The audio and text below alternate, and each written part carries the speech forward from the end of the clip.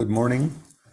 I'm Simon Shimshon Rubin, or Shimshon Rubin, the director of the Zeramim Postgraduate Psychotherapy Program and head of the International Laboratory for the Study of Loss, Bereavement, and Human Resilience. These two organizations are supporting, within the University of Haifa, supporting today's presentation. And we're really honored to have Bob and Carolyn, or Professor Neimeyer and Dr. Hope I got that right, to be presenting for us today. They're a married couple. So if we are thinking about attachment, there are certainly people who can help us understand better some of the things that are important for us. So we're talking about grief therapy for traumatic loss and integrating the narrative of the death. Very briefly, a word about the International Laboratory for the Study of Loss, Bereavement, and Human Resilience. This is opened in 2010, and we make it a point to provide information about loss and bereavement to the general public and to professionals in English and Hebrew. We also use the platform for research and for training, and we're hoping that we can make a bit of a contribution during these terrible times for the knowledge base of both the general public and professionals. The Zeramim Psychoanalytic Psychotherapy Program has just opened its ability to sign in and apply for this year's, or actually next year's, training. And they are a really an excellent program that we've been running for over 30 years.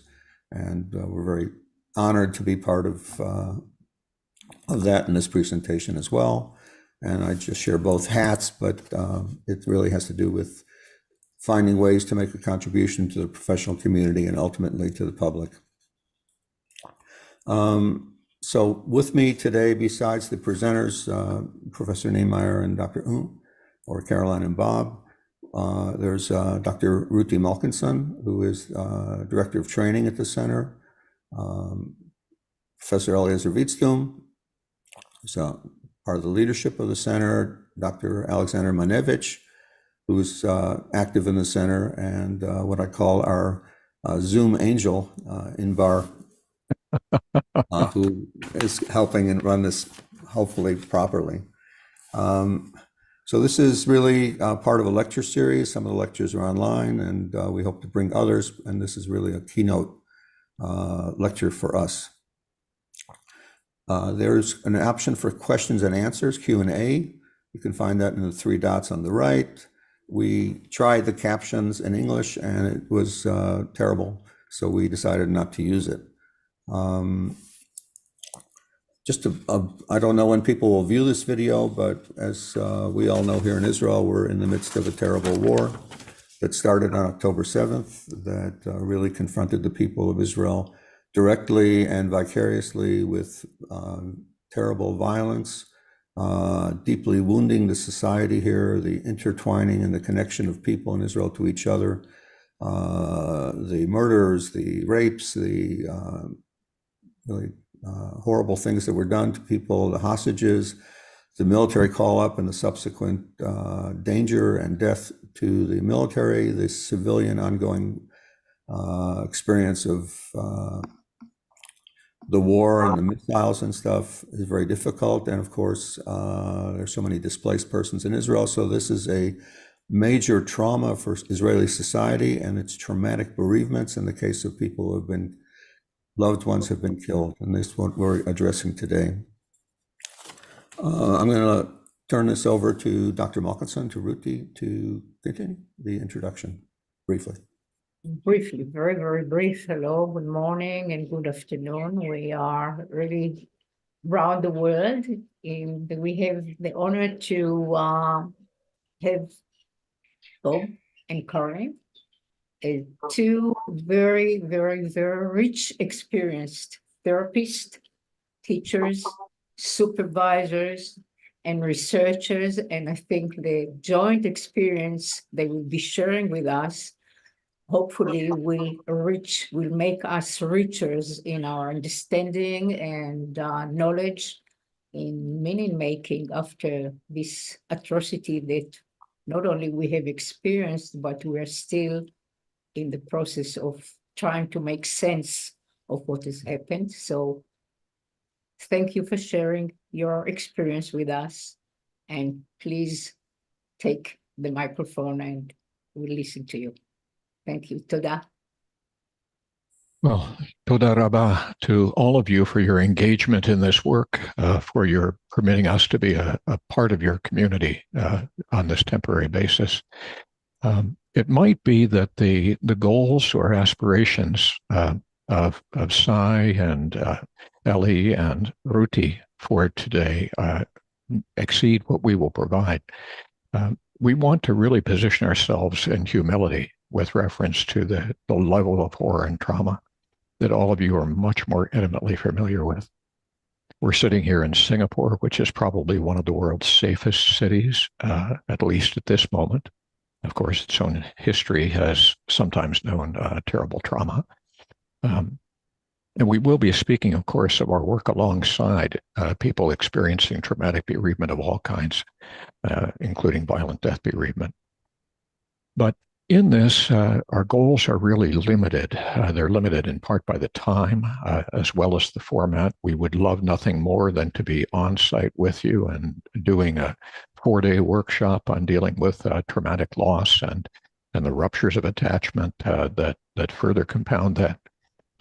In recognition of the constraints of both this technology and a platform here that is accommodating 300 participants, we will not have as rich a dialogical opportunity as we would wish. We know that we have much more to learn from you than you ultimately do from us. But what we hope to do is to at least start a conversation or to make a modest contribution to the ongoing dialogues among you.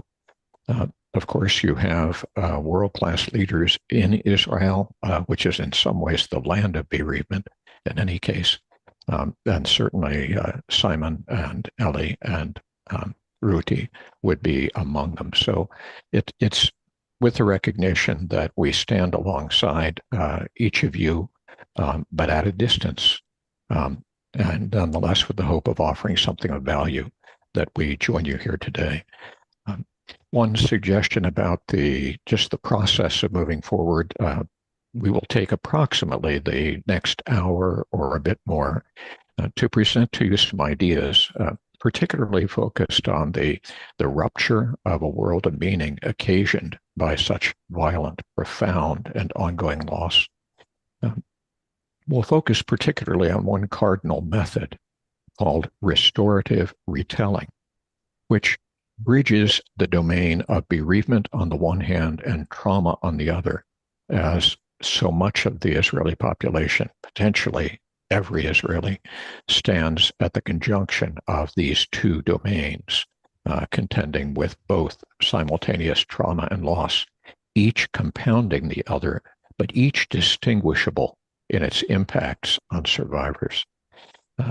In focusing on that method, we won't have the chance that we usually do in workshops to generously demonstrate the method more fully with a volunteer to usher people into an experiential kind of breakout group in which they can try out the methods with our providing assistance as needed in order for us to find a way to bridge theory and practice.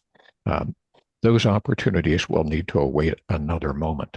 But what we hope to do is to, as we say, at least spark a conversation about the interface of trauma and loss and what it implies for what we as psychotherapists need to be aware of and the kind of context that we need to create to do this secular, sacred work that we do in the presence of very great suffering.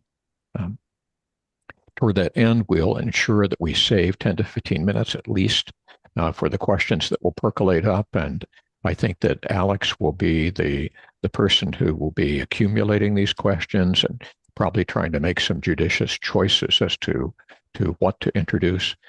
I have suggested to him, as I will to you, that if you have questions of a clarifying kind, you need a little more detail about something or definition of a concept, or if I'm speaking in this difficult American accent a little too quickly, or Carolyn speaking in a Hong Kong Singaporean version of the same English language, then we ask that you raise your hand electronically or in terms of the Q&A in order to usher that question in right at the point that you have it. What do you mean by restorative, Bob? I don't understand that. Might be an example. But questions of a more substantive kind. What do you think about the use of EMDR? Or I have this very difficult client and here's the situation. We'd prefer to hold those until the end when we might have a little more ample space to consider them and maybe some ideas of principles or practices that we can draw on in addressing them. So with that said, is there anything that we should deal with now? Any question that has arisen, Alex? Or anything more, Carolyn, that you would like to suggest or say? Okay. So Carolyn and I have agreed that in part because of the limits of time, just a bit more than an hour to really present some ideas, I'll try to do much of the heavy lifting with that, but I'll call on her competence and invite her to step in at many points because she also has worked alongside families, communities, institutions, dealing with collective tragedy and violent death. And we'll have an opportunity, I think, to share a bit of that experience with us and some of its distilled practices. So let me, with that notion then, share screen with you and also to share sound with you about some couple of brief video clips that we've embedded in this work. And let's see if this has come up in the right place for you. Grief therapy is meaning reconstruction, trauma-informed approach.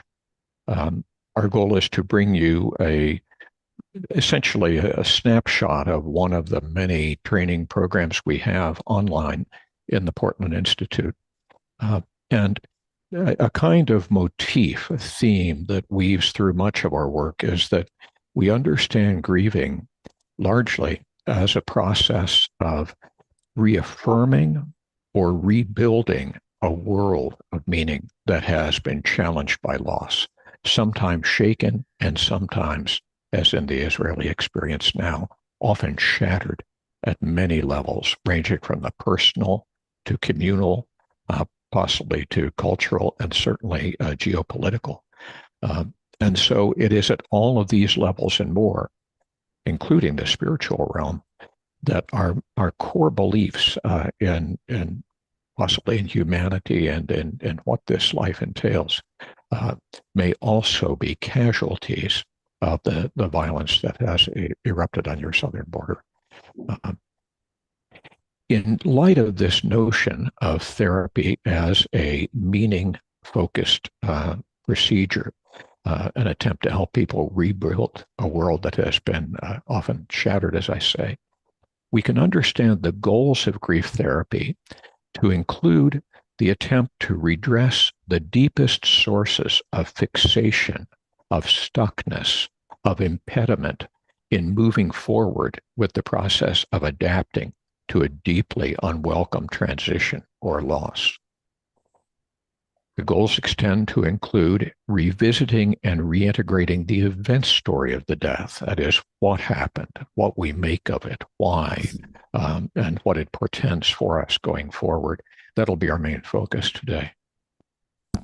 In other contexts, including, of course, the context of our work alongside the bereaved themselves, we're often helping them renegotiate their terms of attachment to the deceased, to not so much relinquish that bond as to reconstruct it in a form that's viable now, as is elegantly recognized within the two-track model of bereavement. which Simon originally formulated and to which both Ellie and Ruti have made such important contributions. This is a theme as well within the frame of the meaning reconstruction model we'll talk about. We attempt to review and revise the person's construction of self, that is the person of the client, because as our friend and colleague Tom Attig says, any profound loss involves a process of relearning the self and relearning the world, because both are challenged and changed by the losses that we undergo, particularly of the traumatizing kind we're talking about here. This is an additional theme that would await another context to really develop more fully. And finally, we try to help people reestablish a life of coherence and meaning, even in the context of devastating change, responding to that loss in some constructive fashion. So in the words of Viktor Frankl, of course, as a concentration camp survivor of the Second World War, we attempt to essentially construct meaning where there is initially a powerful challenge to that. And we, at least when we cannot change the events that we face directly, we can at least work with our attitude toward those events. Within the kind of meaning-oriented model that we find to be helpful in orienting our practice of meaning reconstruction, rebuilding a world of significance, comprehensibility, we begin where Donald Winnicott might have begun, and that is with recognizing that therapy at every level, from the individual through the familial, through group therapy context, and even working with tragically bereaved communities, involves establishing a holding environment in which we try to provide a safe container for difficult experiences, emotions, stories. We do that by showing up with non-anxious presence as best we can manage that in a mindful stance of responsiveness, but not reactivity to the individuals we work with.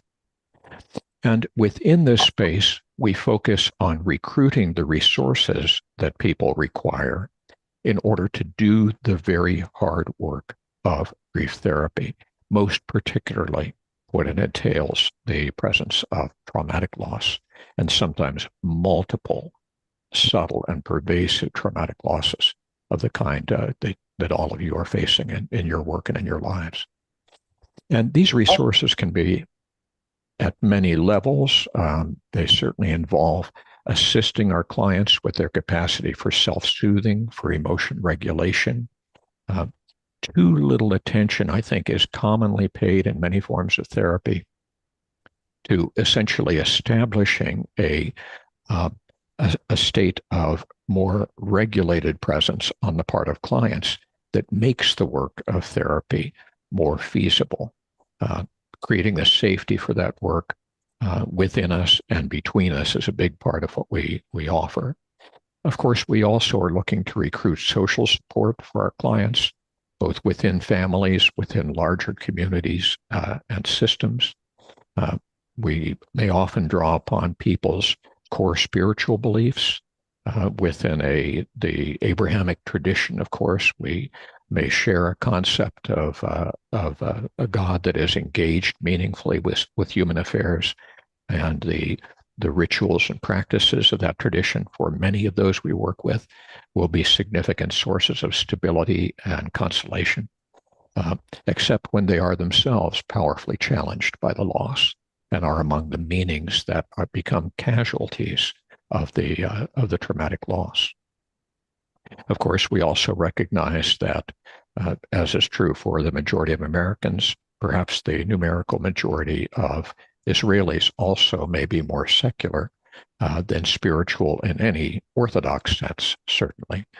And with this, of course, when we speak of spirituality, we mean to include secular philosophies that also provide a larger frame of meaning for human suffering and human life.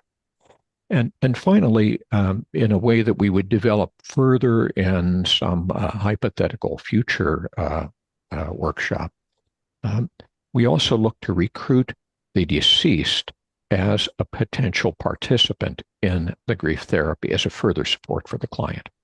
But this will go beyond what we can deal with today.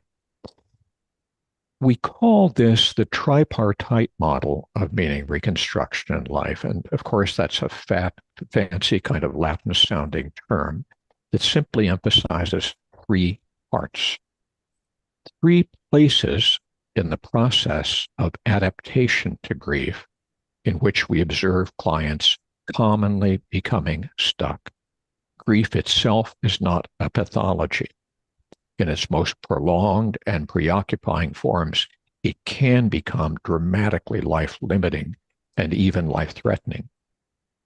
But grieving itself is a normal and adaptive process that needs to be validated and supported. When people reach, though, a kind of impediment, a kind of obstacle that they cannot move beyond in that adaptation, when they become frozen in the context, particularly of a horrifying loss, then professional care is often needed in addition to communal or family support. And we refer to this as fixation, obstacle, impediment. You can choose the word that works for you. It simply means that people become stuck with reference to one of three primary obstacles. The first is that they can become stuck in the event story of the dying itself. That is, what happened here and what it implies for all of us going forward.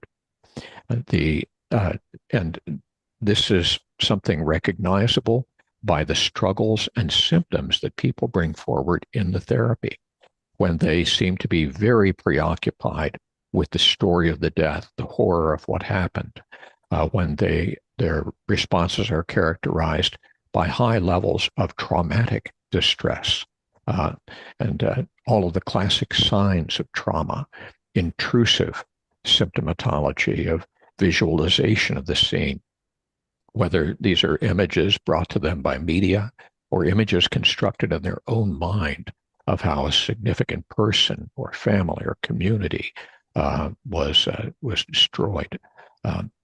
And these may alternate, of course, with experiential avoidance of the triggers of the traumatic response that lead people sometimes to constrict their lives greatly in order to attempt not to trip into those areas of explosive symptomatology.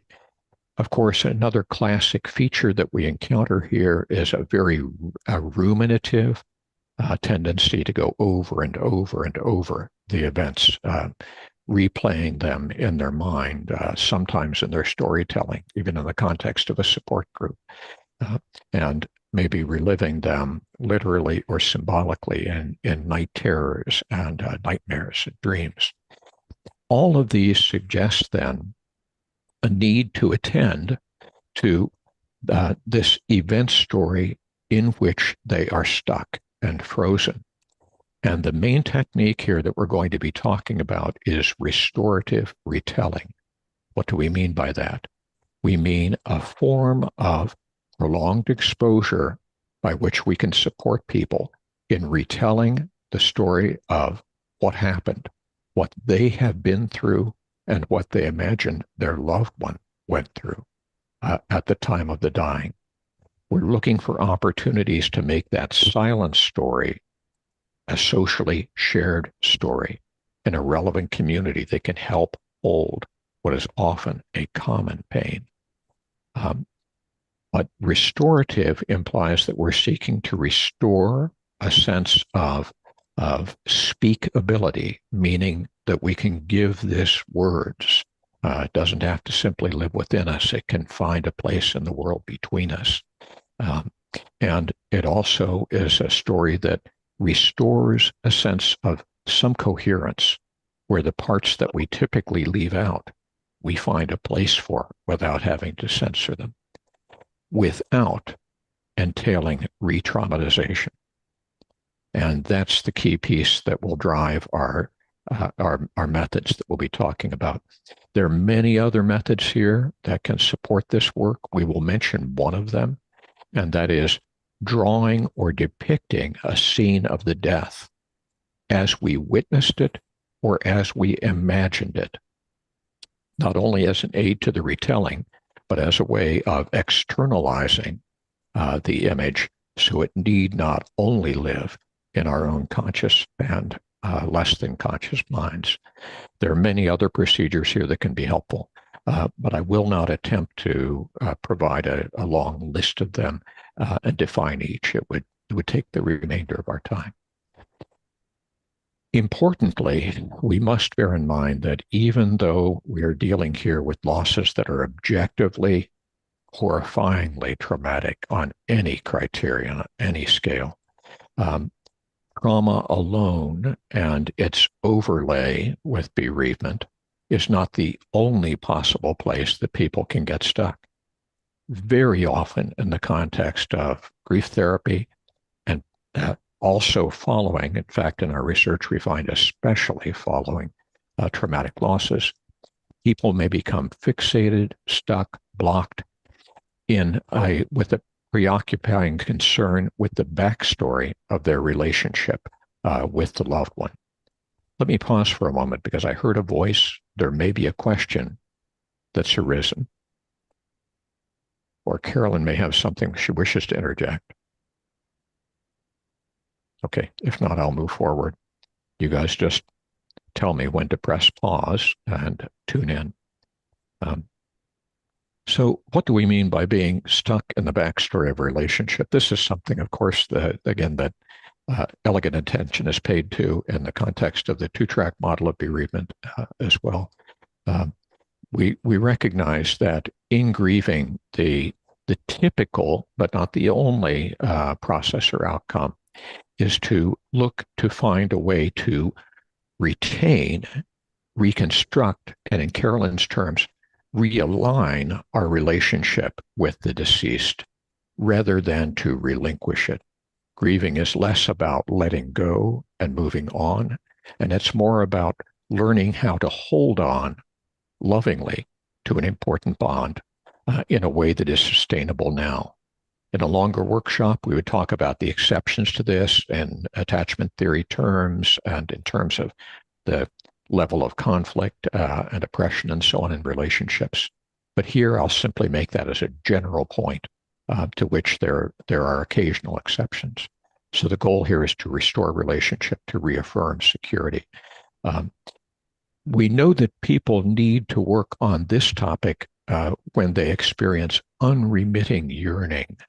They find themselves caught in a kind of anxious level of separation distress with reference to the loved one.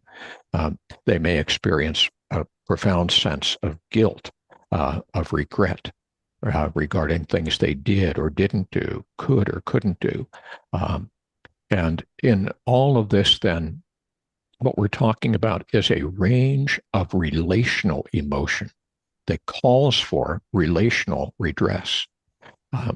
And whether we're dealing with people's core sense of loneliness or the unfinished business, the unresolved relational issues that arise from the death or from the history of the relationship itself, we often need to seek specific ways of working with realigning that relationship.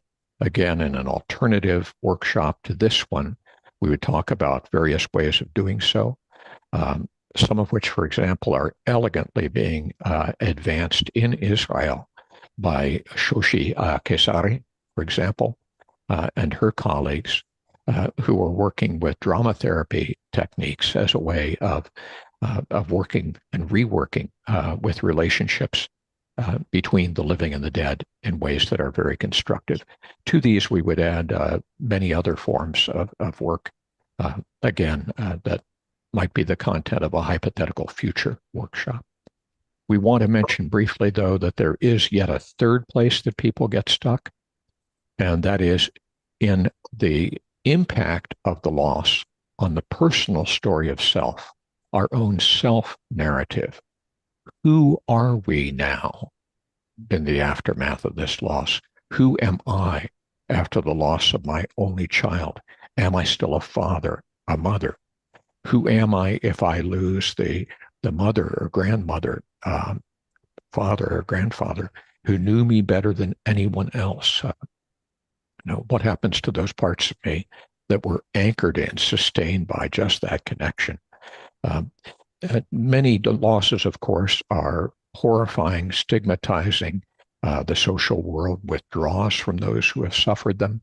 And all of these can leave us profoundly challenged and changed in our view of who we are as individuals, as families, and when the scale of loss is at the level of what Israel is undergoing now, then also at the level of the broader society and culture, as we ask profound existential questions about who are we and who are we as humanity to be witnessing such inhumanity, at our borders and beyond. There are many subtle ways in which the self can be challenged and changed, and we accordingly need to have a robust set of tools that can help us with this work. We've tried to appropriate and invent such tools. Again, that would be the content of a hypothetical third workshop. Today, our goal is really to focus on the first of these paths through grief, and that is to at least share a bit about the fixation on the event story of dying, because this is where the trauma-informed work is most relevant.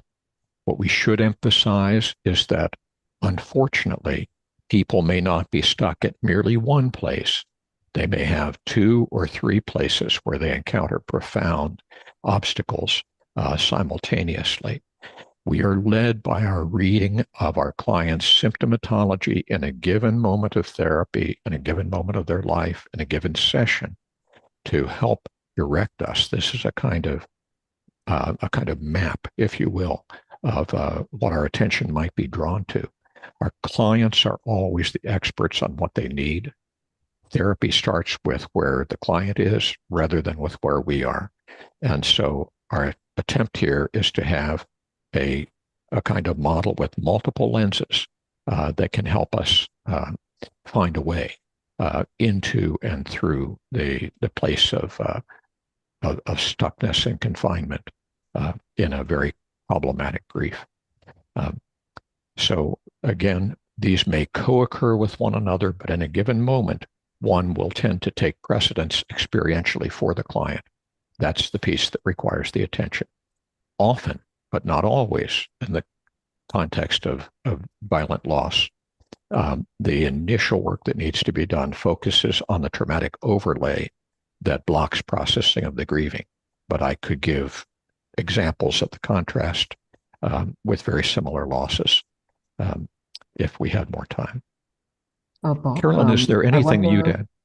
Yeah, I was wondering whether we can also highlight the application on non-death losses as well, because in times like warfare, terrorism, and natural disasters, oftentimes it is not just about death of someone who is important to us that triggers our own grief.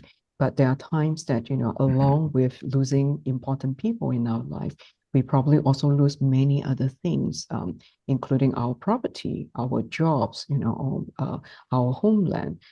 All these non-death losses can be equally painful and invite us to, grieve over all these losses too. And so this tripartite model can actually be applicable in those non-death losses as well, because, the death may not be a death of a person, but a death of probably our dream, probably the death of our career that we work our whole life to build ourselves to where we are now, or could be death of an important relationship because of the situation.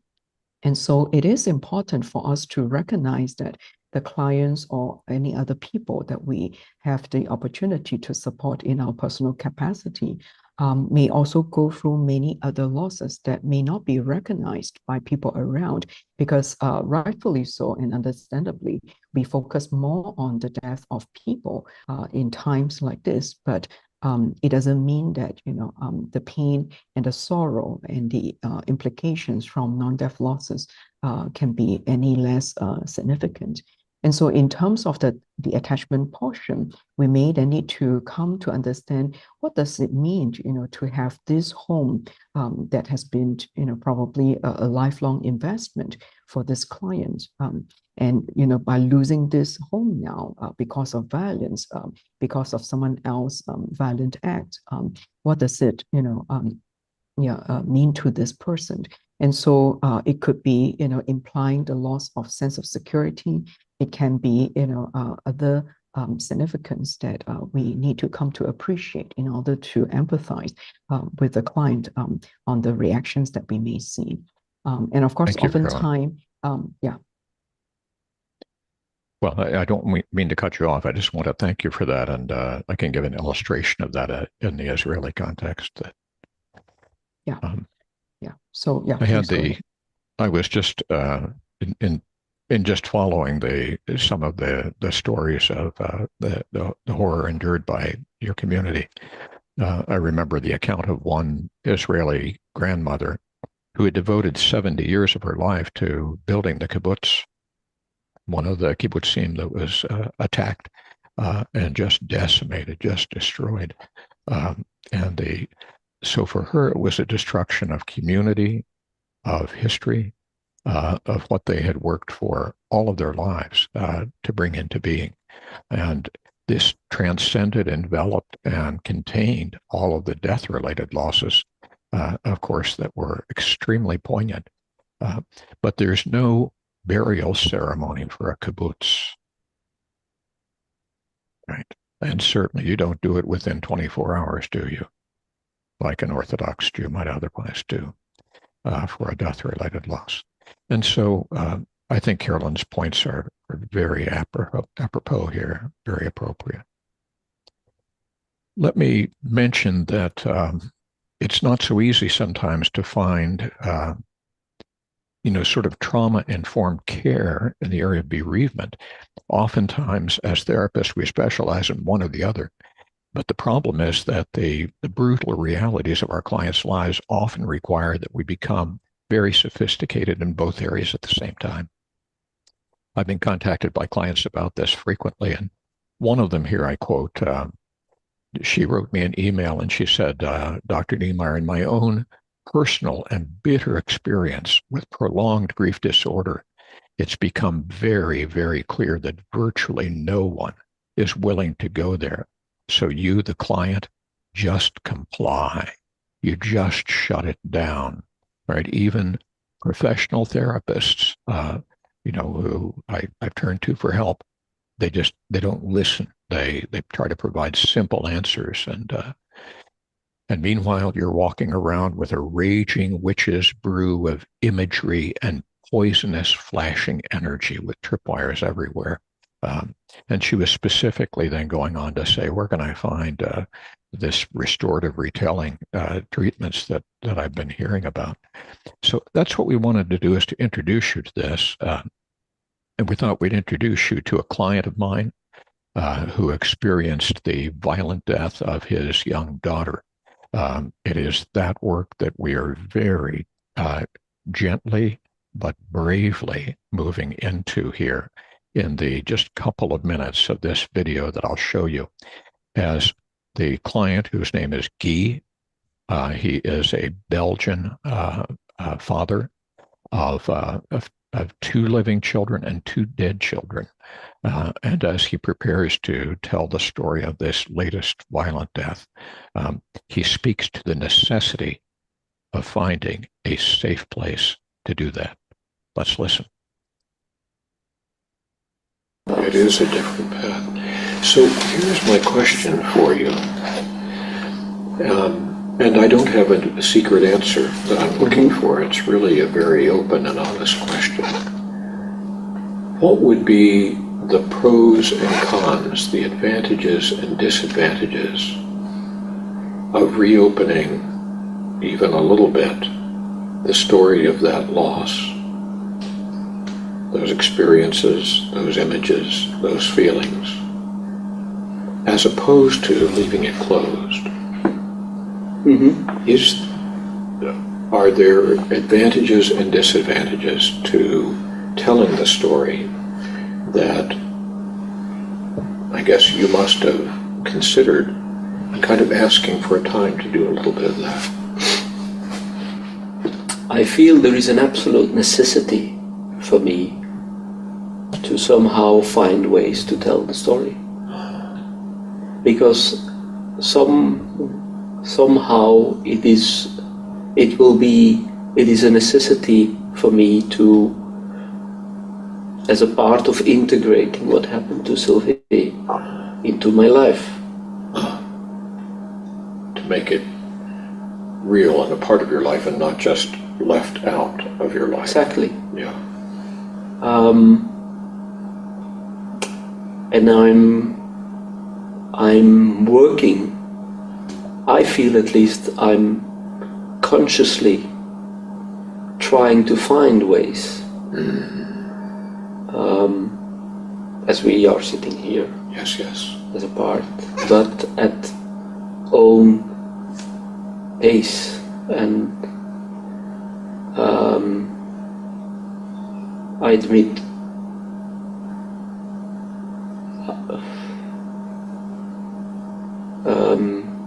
trying to find safe ways, making experiments as well on what feels okay and what doesn't. I get it. And this is one such experiment that we're doing right now. Right? Exactly. And so he joins me, he invites me into this experiment with trying to find safe ways that he doesn't quite have language for, words for, but he recognizes the need to somehow find a way to tell this story, to live with the story, and to not have the story simply live him. So this is our goal in that session. Those of you interested in Guy's experience and the full hour of our therapy session, you can find this in the Portland Institute website. It's one of the case studies called On the Edge in dealing with traumatic loss. What we'll do here is sketch some ideas about restorative retelling principles and procedures. But let me pause here for a moment to maybe invite Carolyn to share a thought.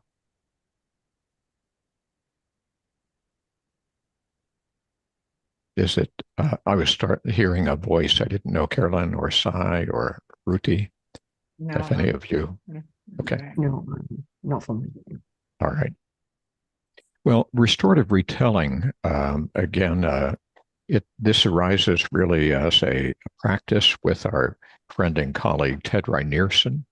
Now in his 80s, he remains a very vital contributor still to our work with trauma-informed grief therapy.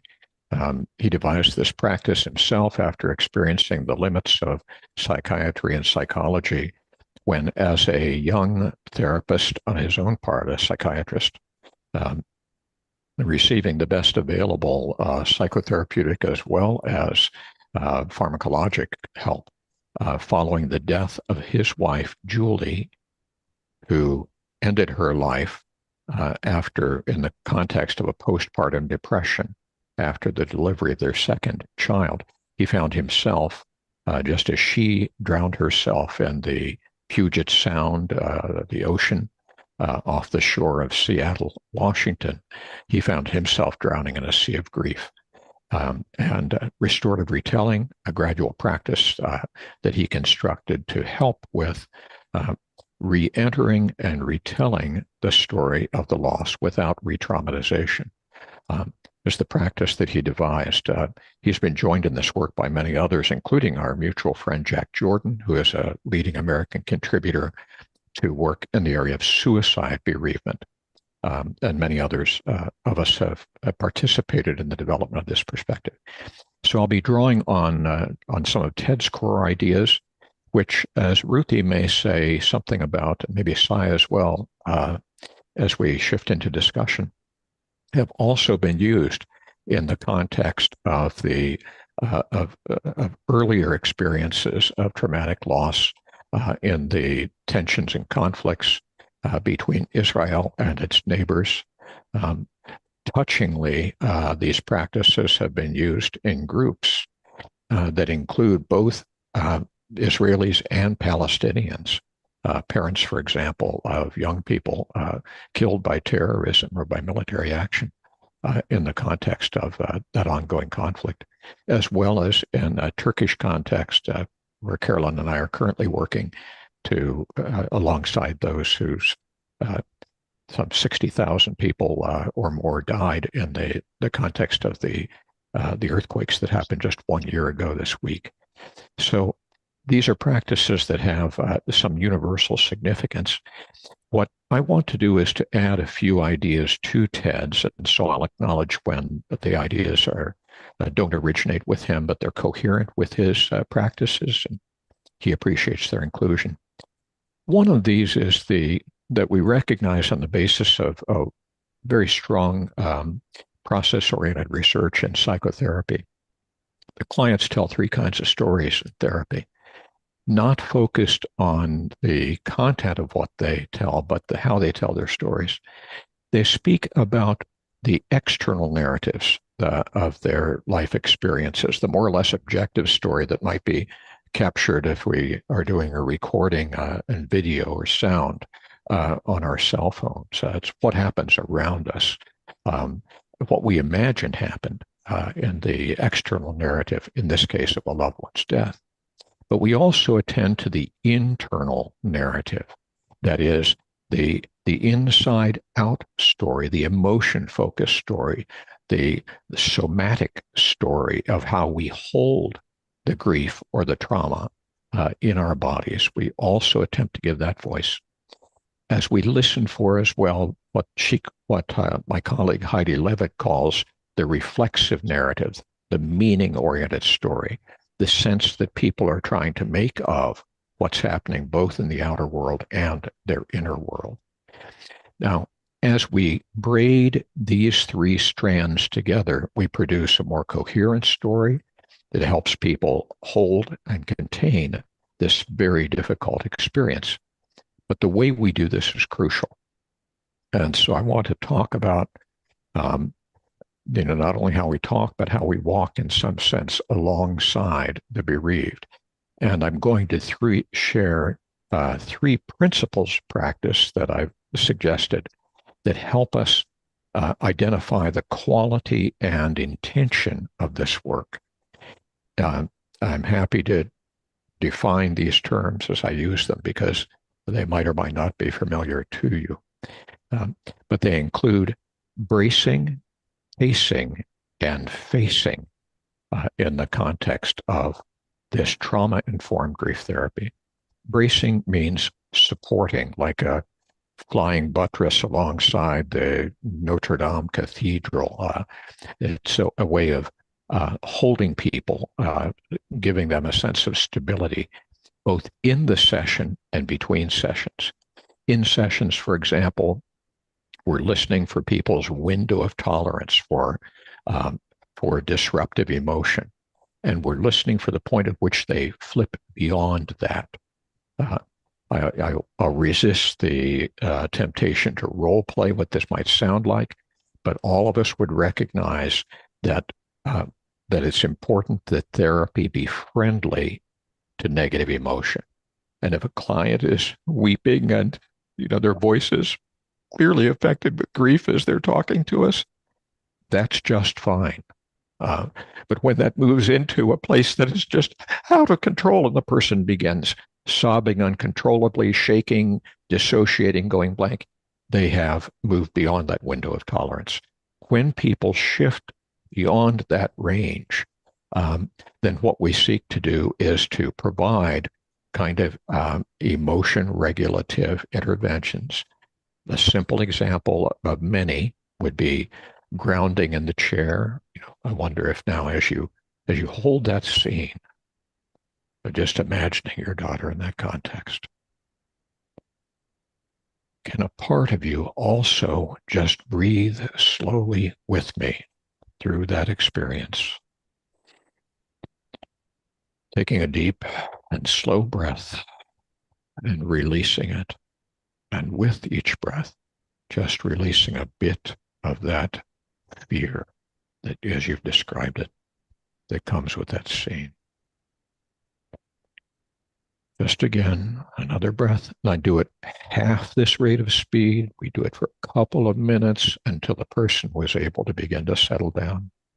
We can also use processes of grounding in the relationship by maybe they are doing a closed-eyed retelling, as I'll suggest, but we invite them to open their eyes, make eye contact with us so they're not alone in that scene any longer, to ground in their physical supported position in the chair, in the room, on the other side of the computer screen, or across from us in our office.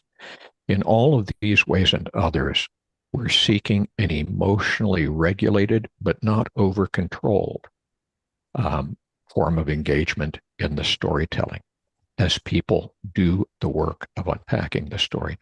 There are additional procedures that I'll only mention briefly in session, between sessions as well, because we often invite them to care for themselves between sessions, especially if they choose to accept our invitation to record the story as they tell it on their phones and replay that for later journaling and processing on their own, but with the proviso that they can always push that pause button. Then we can think about what is required. We think with them about what is required to make it safe enough for them to do that, to prepare themselves for the work of reviewing the story, entering the space of the story, even for a few minutes, controlling the length of their exposure to it, and having generous opportunity to process the experience with another in journaling or in another form.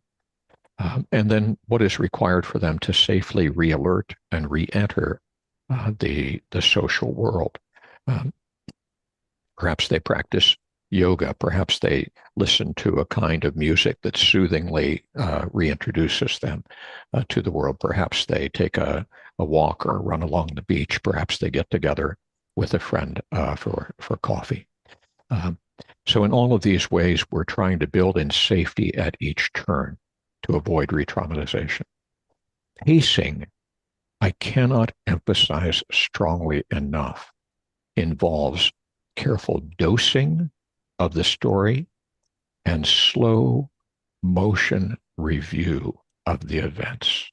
You almost can't go too slow. My own voice slows to half its usual speed when I'm doing this work. We open spaces for as much as 4 seconds between sentences or between speaking terms to allow the person a chance to marinate in the experience, to experience the recognition of missing pieces of the story that are coming, to access the internal story that is braided together with, but often a silent partner to, the external narrative, as we invite them to attend to themselves and their bodies at selected moments of the work, cued by a symbol of emotion or cued by a description of an event that very plausibly elicited a strong response. We also concern ourselves with the dosing of this, meaning that we negotiate with the client how much time we spend in the retelling. Empirically and clinically, usually 15 minutes would be kind of the lower bound of time that we stay in the story in a given session. I have had an upper bound of maybe as much as 75 minutes in an hour and a half or 90-minute session, where we always ensure that we leave at least 15 minutes or more to re-alert the client to their presence now in the current context and current moment, and to process the experience, leading, of course, with their observations and what they felt, what they conclude, and then following with our own contributions to that processing. So this is work that may be done, for example, a bit in each of several consecutive sessions as we deal with one chapter, if you will, in the longer story of the loss. Or it may be alternating with sessions devoted to processing. So we have a restorative retelling session, we have a processing session, restorative retelling session, a processing session. So both moment to moment and session to session, we're dosing the level of exposure to the story to a level that is manageable, but it is not avoidant. Anything that you would add to that, Carolyn, as we regarding dosing or bracing? Yeah, there's actually one question in the raised by the from the audience is about how can we reopen the story without offending them or re-traumatizing them, because there were research at the studies that showed that some clients may be actually negatively affected by the whole process. I think it is important for us to look at the whole loss experience, not just as either we talk about it or we don't talk about it, but rather seeing it as a series of multiple parts, multiple episodes for this whole entire experience. And so what we can explore with a client is to ask them something like, if there is any part of this whole loss experience that is manageable for you, that is safe enough for you to to share with me, which part could that be? And if there is any part of this loss experience is just way too much, is too overwhelming for you at this point of time, that you cannot imagine yourself recalling that, not to mention about verbalizing it, sharing this with me, which part could that be? And so we may then develop a spectrum of different parts of this loss experience in terms of how much that is tolerable, how much that is manageable emotionally, and we can probably start from something that is safer for them, that they can imagine talking about it, and then we gradually may extend, the spectrum, and we may then gradually look into the tougher part of this loss experience. So in a sense, that is about the dosing in terms of how can we break the entire story into, into bite-sized, small portions that we can handle just one part at a time. And along the way, we are, as if like doing physiotherapy with the client, by strengthening their emotional muscles to be better and better able to hold the story in a way, that would not paralyze them, that would not knock them down until the extent that they cannot function, but in a way that they are learning to live with this experience, being able to, share and, tell the story once again, so that they don't need to carry this experience just solely, by themselves and in silence, but they can then start to present it to a supportive audience, like every one of you as the therapist, to journey alongside with them. Thank you, Carolyn. That's very, very helpful. And the physiotherapy metaphor is a great one because, of course, if someone has had an arm injury, like both Carolyn and I have damage to our right arms, our right shoulders. Mine is a labrum tear. Hers may be a kind of rotator cuff injury. You don't regain full motion of that immediately. It's something that one gradually works into. Maybe you have a physiotherapist helping with the range of motion work. What we do know is if it's not worked with, then you will have a frozen shoulder or you'll have very limited movement. By comparison, the same is true. Your emotional range may constrict. People adopt a kind of tense defensive structure. The only way we master traumatic events is by finding a safe enough way of standing in their presence, learning their lessons, and learning how to relate to them. Doing that in a gradual but brave way is, I think, the ultimate way forward. I use two concepts at every moment of every therapy that I find very helpful. One is I try to ask myself and ask the client, what does this client need most basically right now at this moment of their experiencing or contending with this problem, right? What is the implicit or explicit need that arises? So that's number one. Number two is, what are they ready to do in relation to that need? Some people may have needs that they're not ready to meet. Maybe they're deeply lonely following a loss, but they're not ready to engage in another relationship. And so we look for what is the small and feasible and safe enough step that can be bravely taken in the direction of addressing that need. And with that as a kind of lens, I often find it helpful to identify what is possible. Facing is. Sorry. Go ahead. Another thing that I thought of is also back to the bracing idea is to provide some kind of concrete bracing to help the client experience that this work can be contained and not all over the place. And so there can be different ways that can help client feel anchored, or maybe grounding, themselves in times of distress. Sometimes, by restoring who this person is, right? Maybe there could be belongings, objects that represent this person's, presence, right?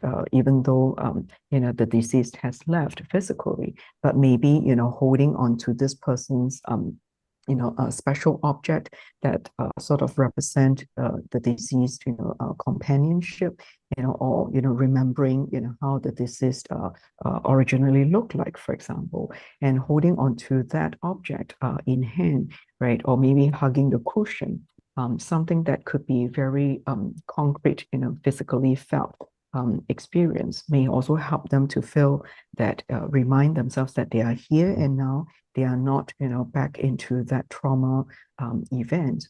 All this may also help them to feel safe enough while they gradually learn to reopen this traumatic story. Another thing is some kind of opening and closing rituals to raise this conversation as we learn to, go back to that scene, and this sort of, review, what actually happened. So like what Bob mentioned earlier on, if breathing exercise is something helpful for them, maybe what we can do is to first, bring the client to do this breathing exercise together.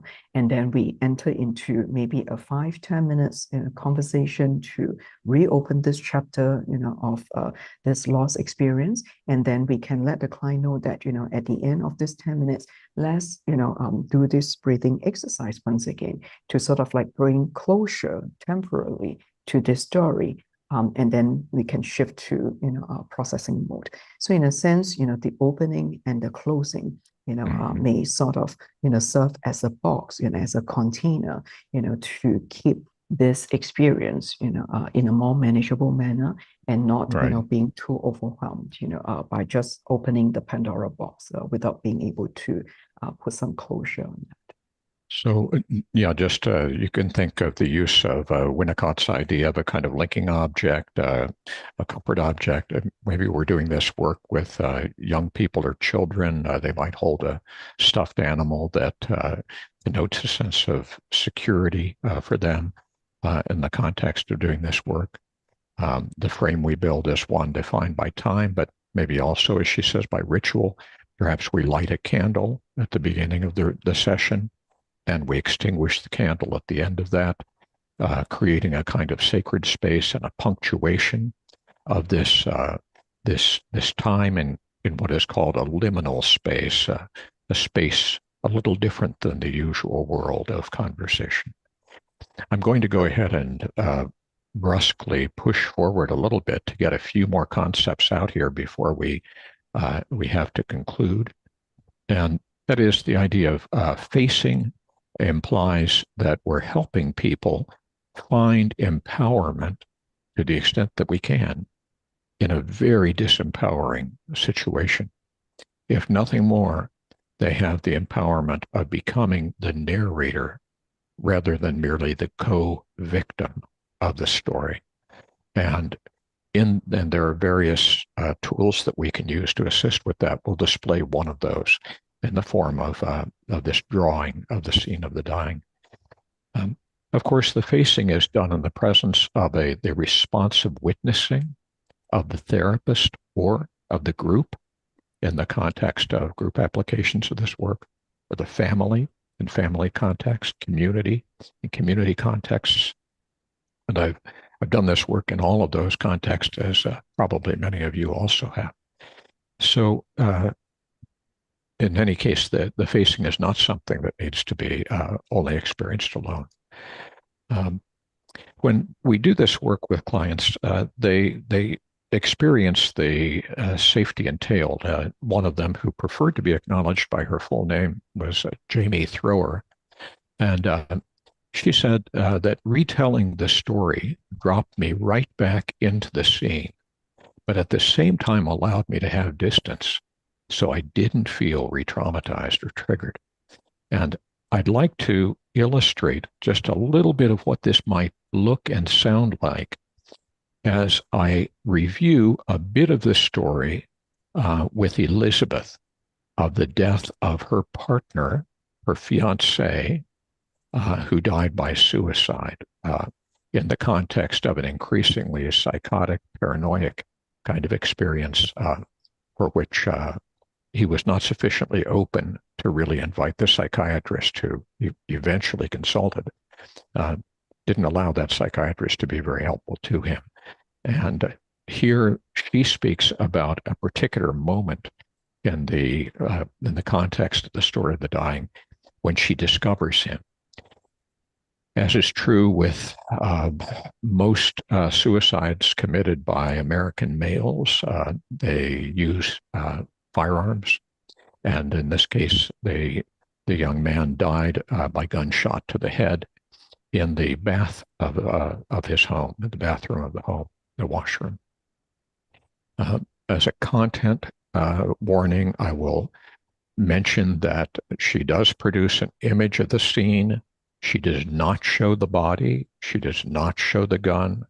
But what you can observe will be the blood seeping out of the bathroom into the hallway, a dark hallway down which she is walking in the image that she depicts the scene as she encountered it. And this is an aid to the verbal retelling of the story. It's optional, but it can be a very powerful adjunct that can serve some useful purposes, as we will see.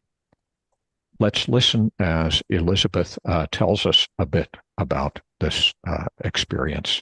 And I invite you to listen not only to what she is doing and what she did do in the context of the drawing, but also how I am responding, the speed at which I am speaking, the use of gesture and performance in slowing down the story and looking for coherence, attending to the implicit significance of events, that is the meaning-oriented story, the emotion-focused internal story, and of course the external story of what transpired and when. Let's listen. Is the drawing something that you can give me a little fuller idea of, a kind of picture of? Is that something you'd be willing to share with me? Yeah. As you actually physically have that here with you.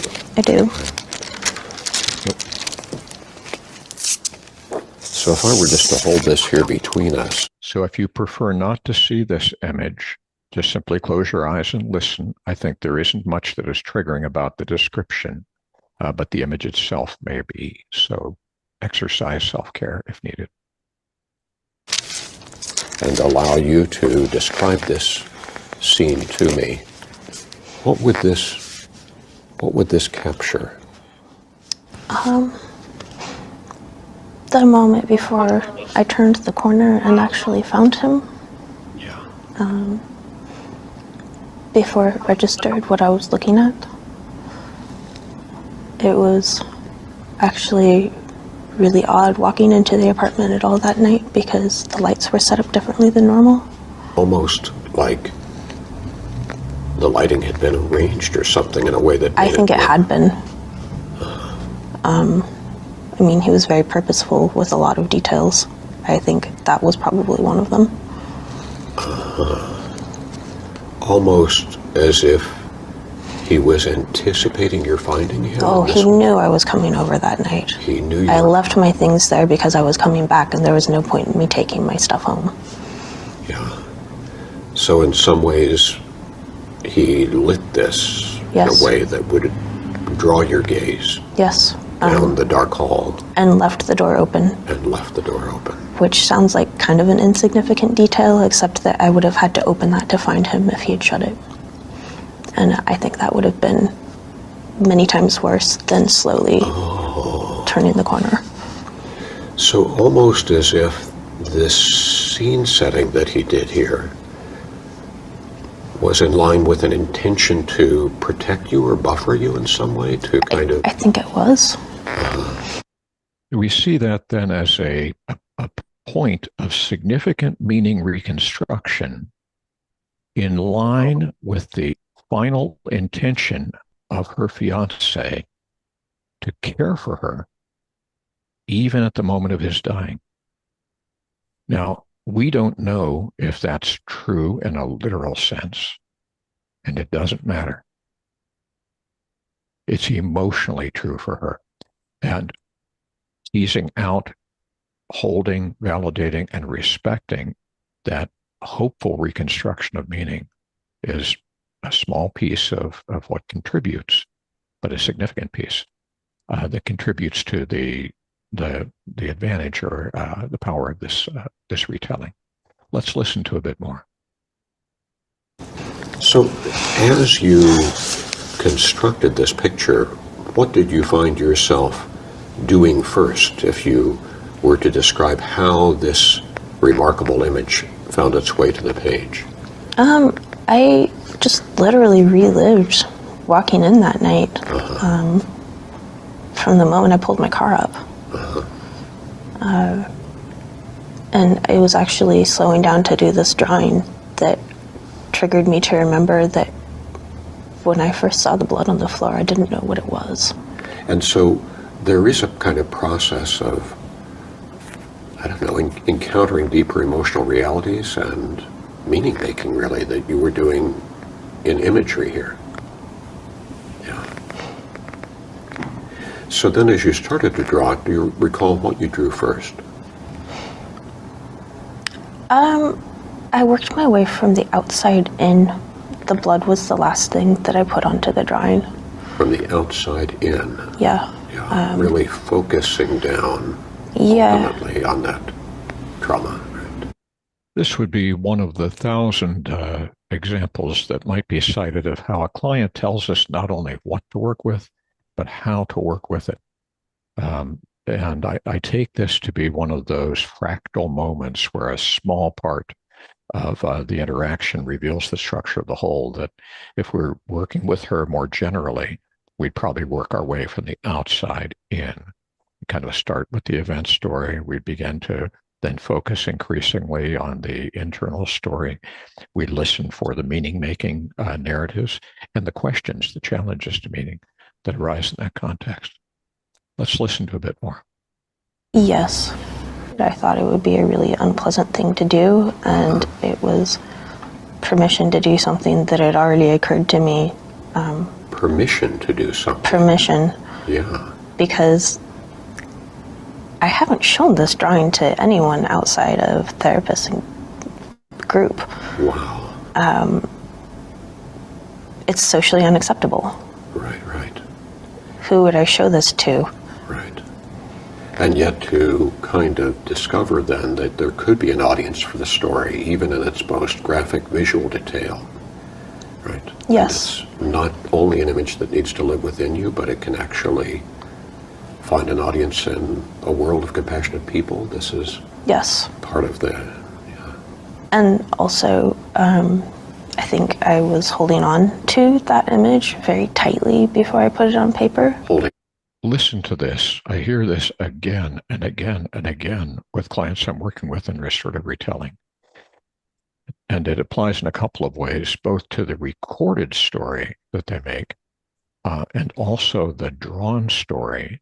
Listen to what she says is the function of this for her. Onto it, Eileen. I think after putting it on paper, I had enough of a tangible image to look at that I didn't need to save those details anymore. It's almost like you were able to download them to the paper. Almost. And then be able to put it out away from you a little bit, right? A little bit, yes. So the power of externalizing the narrative or an aspect of it, such as this image, can be very palpable for people. It gives them a kind of observing distance from which they can begin to have the story rather than the story having them. Listen to what she does with this too in the closing 1 minute of this vignette. So afterward then, did you find yourself again looking at this? Was it a one-time experience, or did you return to the image? I'm a little bit embarrassed to admit this, but I actually have it sitting tucked between my bed and my dresser in a place that I can't see unless I go over there, but I look at it probably every day. So what's the function, do you think, for you of kind of visually touching base with that on a daily basis? I think just desensitizing. Desensitizing, yeah. Yeah, not feeling like I have something I need to hold on to because it's already there. And looking at it and seeing if it still triggers feelings. And the longer I've had it sitting out, the less reaction I have to it. The longer I've had it sitting out, the less reaction I have to it. It's a kind of desensitizing. Notice too the cadence, the speed of her speech, and how she will kind of visually disengage me as she speaks in this kind of reflective tone with a little bit of a questioning intonation, and puts into words what she's feeling. This is a strong process marker of meaning reconstruction happening in the moment for clients when they adopt this manner of speech, as she thinks about the function that this has for her and begins to find words for that. I'm going to share just a couple more ideas, and then we'll break into our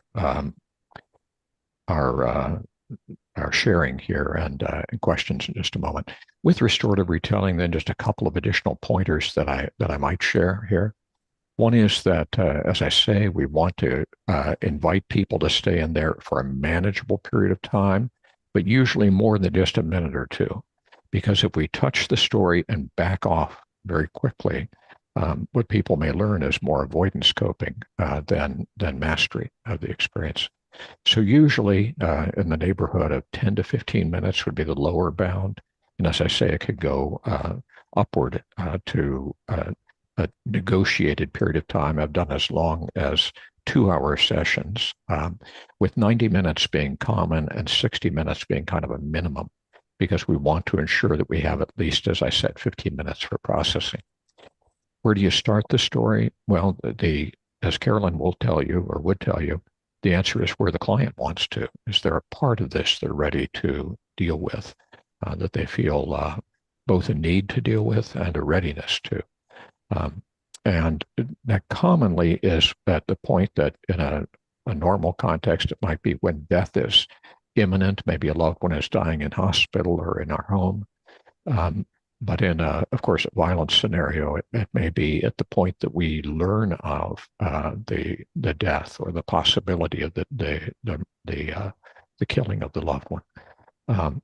And it may end then when a natural chapter in that story is completed, when you reach a kind of pause point between maybe the notification on the one hand and then the later subsequent confirmation or receiving the loved one's body or conducting the burial. Each of these might become chapters in the retelling, saved for different sessions.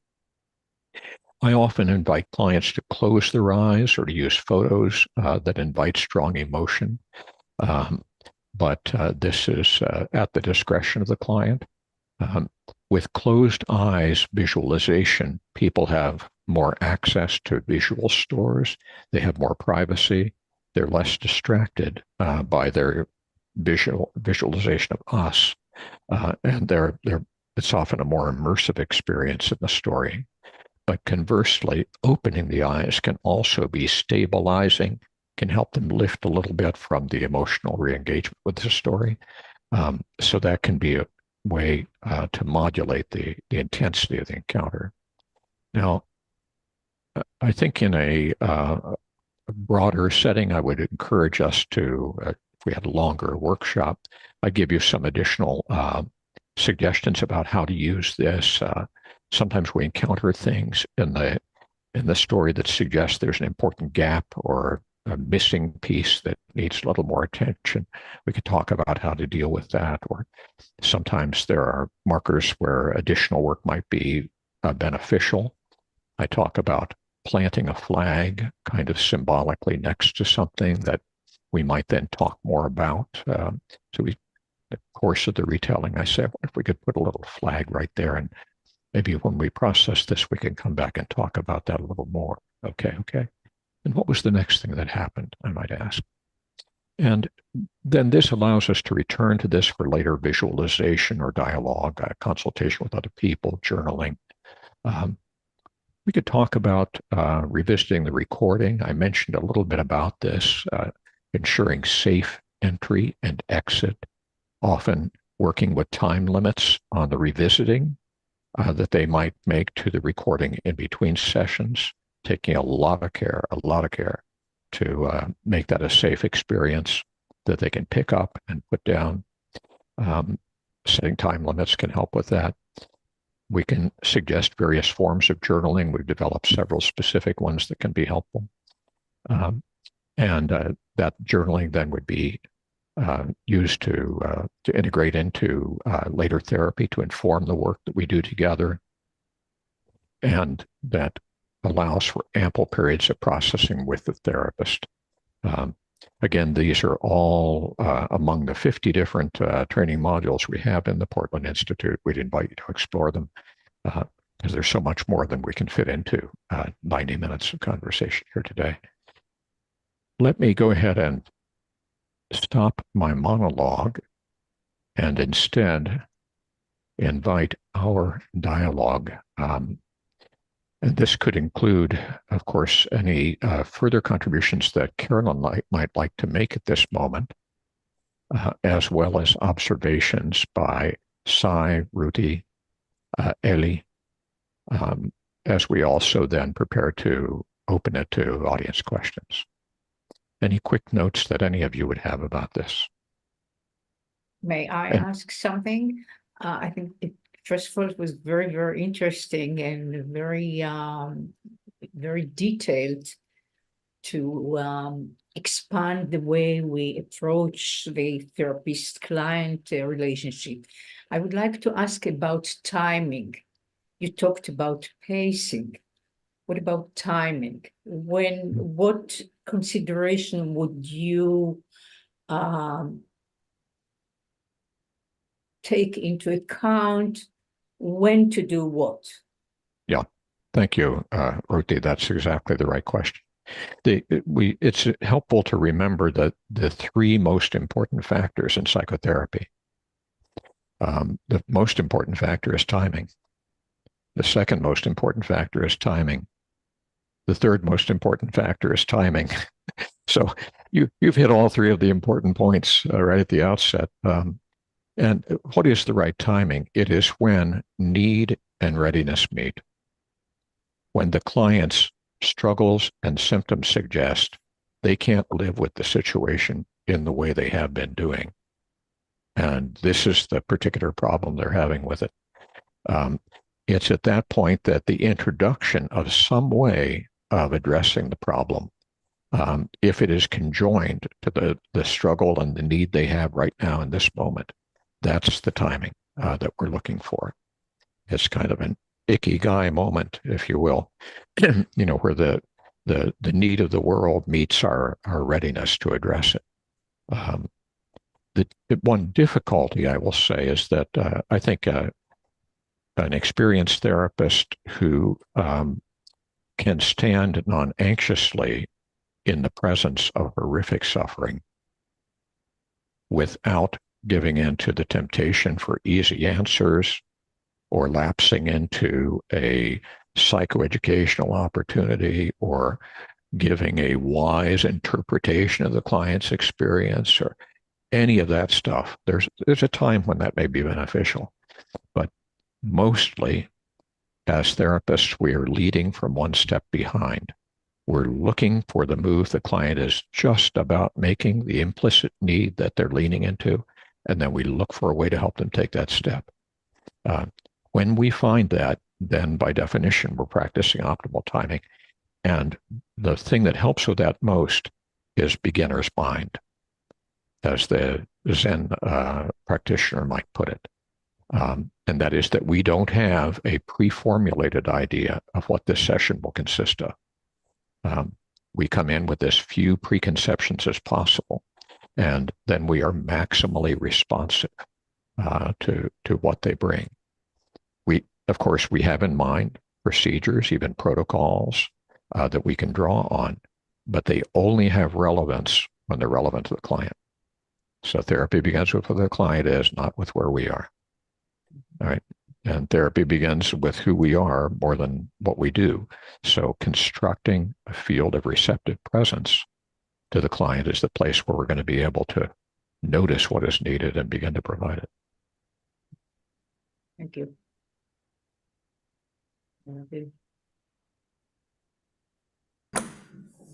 I guess there's something that spending the time with you and listening to what you present and how you present it, and the way that you and Caroline really open it up is very helpful, and really makes things appear in slow motion, allow us to follow your thinking, and I think for almost everybody, I would say in the audience today and later on, it really allows us to think along with you about our own work and what you're suggesting, and where opportunities that we might yet have with particular clients, and certainly opportunities that we used in good ways and perhaps could have used better in previous ways. Mm-hmm. But it's really a very hands-on, empathically delivered and creatively stimulating, I think, for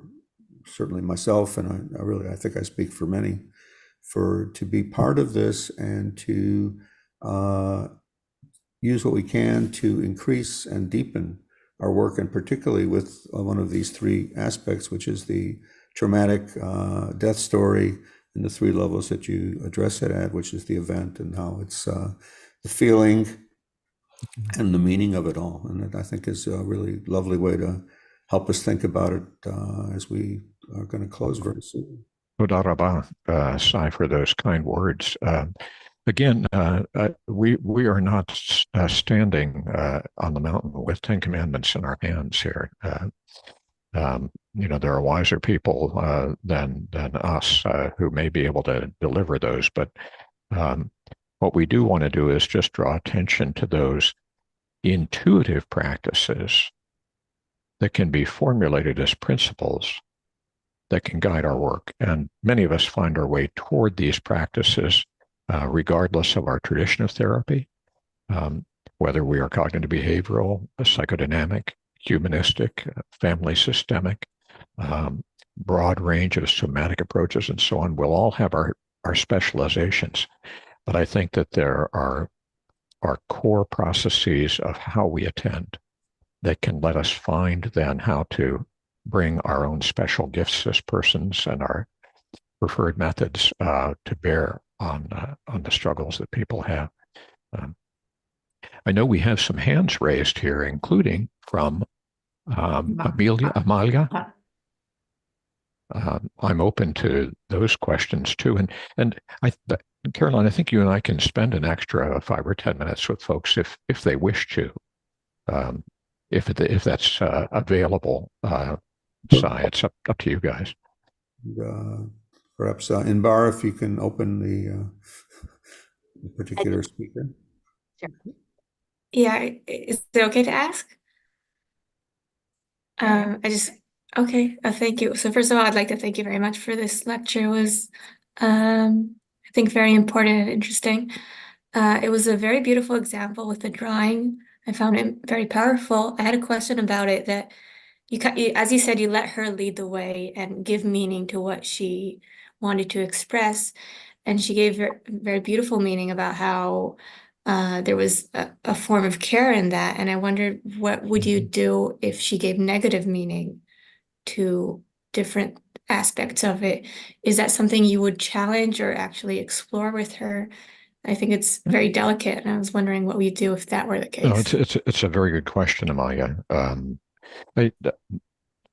I think there's an easy response for me. I would never challenge it. I don't have a God's eye view about what anything means, and so, however, I would explore it. So if she said, no, he was, really not thinking about me at all at that moment, and I might just unfold that a bit more. What do you imagine he was thinking about at that moment? That nearly last moment of his life as he just was standing on the edge of that abyss. What if you were to reconstruct his mind, his outlook, the condition of his heart, his soul? What would you imagine there? And so even if it is a negative meaning, it might be something that she would come to hold with compassion in that hypothetical example. So I rarely will practice, although I'm very familiar with it, a kind of cognitive behavioral disputation rhetoric. I'm much more likely to be looking at a kind of systematic, evocative unfolding of meanings and experiences and trying on different interpretations. And I could ask questions that open multiple interpretations, and maybe from the vantage point of other people. So maybe we do a little more work with Elizabeth, and I say, let's imagine her fiance was named Daniel, and I might say, we've spoken a good deal about Daniel's dying, and I know you've also given me some sense of who he has been for you in better times as a person. And if we were able, Elizabeth, to invite him back now to speak with us from a position beyond all pain, the pain of his dying and the pain of his living. If he were to accept that invitation, what might he say now to this Elizabeth who says, I don't think he was thinking about me? If you were to come over to this empty chair and loan Daniel your voice as you look into the wet eyes, the moist eyes of your fiancée, right, contending with this hard grief, what might you say, Daniel, to her about what was happening for you in that moment? And so, and any of 100 ways, of which that would be one, we might look for experiential probes that open new meanings, but they don't come from my having, again, a God's eye view as to what's rational or empirically defensible. Or ultimately, I think we underutilize the healing power of imagination in psychotherapy. I doubt that you do, judging from the proliferation of art of all kinds on your wall behind you. I'm guessing that you're pretty receptive to these ideas. Yeah, but very much sometimes so. our walls are bare, and depending on the training we've received. So, Thank you very much. toda raba. Other comments, questions, concerns, or criticisms? I know that Israelis are very good at all of those. I've been the beneficiary of all of them. Mhm.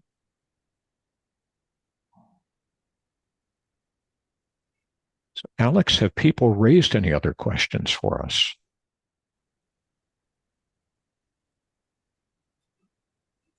Maybe the question is, where's Alex? There is one question, but I'm not sure of the context. So maybe Nadir would like to ask to raise his hand and ask directly.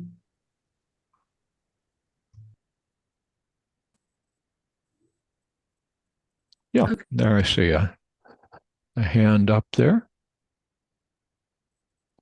Yeah. So Unmute Nadir. Unmute Nadir. Yes. Hi, thank you very much. It was really, really interesting, and I really appreciate it. And how do you prevent the dissociation during the retelling? You said about the emotion regulation and the grounding, but couldn't be dissociation really fast? And how can we prevent it or being that?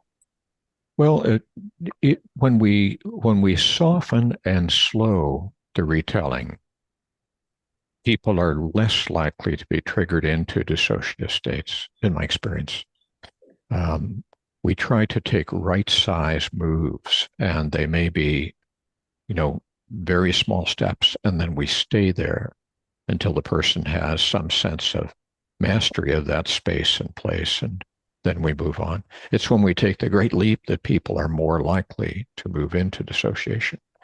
However, dissociation is not only something to attempt to mitigate, that is, to prevent, as you say, but also to be utilized. When it does happen, the person kind of, maybe it's a micro-dissociative experience.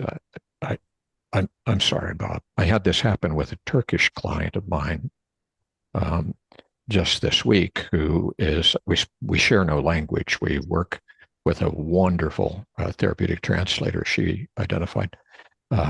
But we reached a point where I just went a little too quick in one moment of our therapy. And she just kind of looked away and came back, and she said, I'm sorry, I didn't really follow what you were saying. And so of course I did possibly what you might do. And I say, first, I apologize for taking a step that required you to do that. Can you tell me a bit now about where you went in those few seconds of kind of a sort of absence from our dialogue? And she began to speak to that. And well, I guess where I went is back to this experience. And it was an earlier experience of trauma that was queued up for her by something that I had said. And so we can understand that compassionately as a necessary protective response in a moment. The content of what occupies them can also readily enrich what we're focusing on. And it suggests the emergence of another need, in this case, in reference to the other traumatic experience that now knocks on the door and asks to be led into the therapy room. And so we gently set aside the context we were working on, and we introduced then the context that she stepped into in order to learn its relevance and to see what she needed in relation to that. And so I find that really are some of our best allies in trauma-oriented grief therapy are first of all, dissociation. Secondly, resistance. And third, the dead. And if we can welcome all with open arms and engage in dialogue with them, then they can help advance the therapy rather than to impede it in some way. Caroline, is there anything that you would want to add to any of that? Yeah. Can I'm I ask actually thinking Caroline that- to, Oh. Caroline, can you please extend a little bit about the emotional, you were talking about the emotional, using the metaphor for the therapy, strengthening the emotional schreeuw, no? Muscle. Strengthening the emotional muscle. the emotional This was a muscle. lovely metaphor. Yeah, maybe before I respond to the emotional muscle, just to add on to what Bob said in relation to the question about dissociation, is that if we see dissociation as a form of self-protection, as what Bob suggested, how can we then, also use dissociation as a therapeutic ally and not just, as a problem to be fixed, right? We may want to explore with the client, what is it that you are trying to protect yourself from? And, by running away, right, or by escaping, to a safe place, right? What is it that, that you are trying to protect yourself from? And for her to come back, let's say using, Bob's clients as an example, right? For her to come back, we also don't want to take that for granted. That is an easy step. And so we may also want to then, explore with the client, how did you bring yourself back, right? And how do you know that you are ready to come back, right? And is there anything that we can do to facilitate, the client's reintegration back to the therapy session, right, from that space that may be providing that kind of shelter, right? Maybe a temporary relief from the distress, right, that she experienced in the session.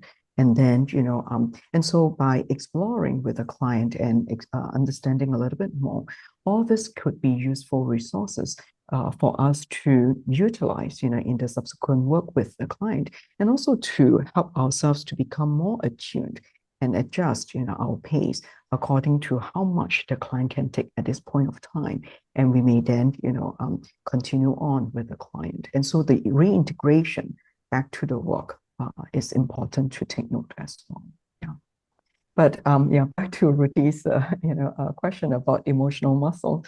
I think it's back to the idea of window of tolerance, which is an important concept that we often refer to in trauma work, because oftentimes after a major loss, right, what we learned is to just close up our window, right, and our muscle become uptight, because we are just trying to brace ourselves, to live with this impact that is so threatening to us. And so sometimes with the kind of fixation, right, the kind of even obsessive compulsive tendency that some of our clients may develop because of the anxiety, how then can we find opportunities to maybe just loosening, the muscle, right, as if like plowing, through the soil to just make some space, for some possibilities to come. And so we may need to go very small little step, each time. And we may then, explore with the client, even just talking about the possibility of revisiting, recalling, this horrible experience that you went through maybe last month. How is it for you, right? Is this something that you can imagine? Or even, imagining that can be so horrifying, right? That immediately you can sense your body, right, is having some kind of reactions. And so there are times that we may need to go back to the literal body work first to strengthen the client's capacity to maybe do some self-soothing, and enhancing the client's tenacity, maybe by drawing the important resources through the continuing bond with the deceased in a bereavement situation, or could be holding on to something that is just representing maybe the lost home, right, or maybe the lost grounding. And all this could be just a little way that we can experiment with the client, to see if we were to try this out, let's see how does it work for you, right? And before we then go a little bit more, maybe extending the time from maybe 5 minutes to maybe 10 minutes, right? Or maybe from imagining, having this conversation to literally, going into a dialogue. So all this could be little steps that we are trying to identify. How far can we go each time? And but in a way that is respectful and actively involving the client in decision making, empowering them to make choices, in terms of how can we go about it, even though we know or we agree in a broad term right? This is the direction that we are going to go. Oftentimes we find that, because the situation, the trauma is so much out of the client's control. And so if we can find out any small steps, any possible rooms that can give the client the opportunity to make decisions, to make choices, that itself is inviting the client to exercise the sense of agency once again. And oftentimes when they feel like, when they have the opportunity to just try it out, just a little bit, of this. And when they experience that, hey, actually it's not that bad, or I can actually do this and that, then it is inviting the client to experience a sense of mastery, that I can manage, this emotion, or I can, manage this process. And so the more that they experience that mastery, the more likely that they will be ready and more daring, to go into the toughest part of the loss experience. I'm sort of wondering if perhaps we should acknowledge how much more we have to learn from you and how much more we have to interact in perhaps sometime in the future in this hypothetical next session. But certainly the Portland Institute is an avenue where people who are interested can indeed sign up for training, for coursework, for supervision.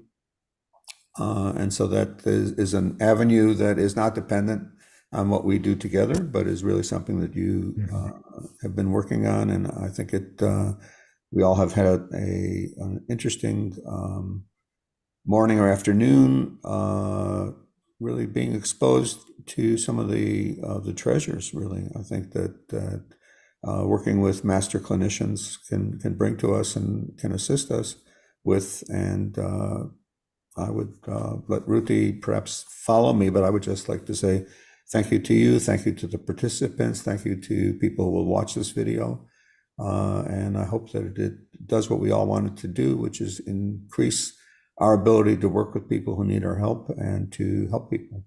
So thank you. Well, yeah. Just to say thank you again. I think it was a very enriching experience, and I'm sure that everyone is being able to take something from not only your expertise, but the way you presented it. And I think it was so much warmth and empathy and willing to share. I appreciate it, and thank you. Thank you very much. And I hope we'll have more opportunities to be able to listen to you. Thank you. Well, I look forward to more opportunities to listen to all of you and to maybe have experiential opportunities to engage all of those who participate in the workshops. And in the PI, the Portland Institute curriculum, we typically work in small groups, both in the online environment, even in the recorded training. We foster dialogue, written exchange between the learner and the faculty member of a given module. Whether you decide that you want to take a 3-hour module or a 50-hour certification course is up to you. But we would really welcome more dialogue, and also just to acknowledge that just as our clients bring greatly more expertise about their lives and their suffering than we could possibly hope to bring, we bring some process competence. They have the competence in terms of the content of their life stories and experiences. And all of you have a level of competence in being immersed and marinated in the mourning of your community. We mercifully don't have that. And so if there are some parts that we've kind of gotten wrong, just missed the point, we just ask that you look for the things that are usable and set aside the things that aren't, as you recognize what's valuable in your setting with each client differently. And so with that, again, thanks for inviting us to the party. The world stands with you, at least a significant part of it does. And we're glad to be part of that part. So תודה רבה. תודה. תודה Okay, רבה. thank you. שלום.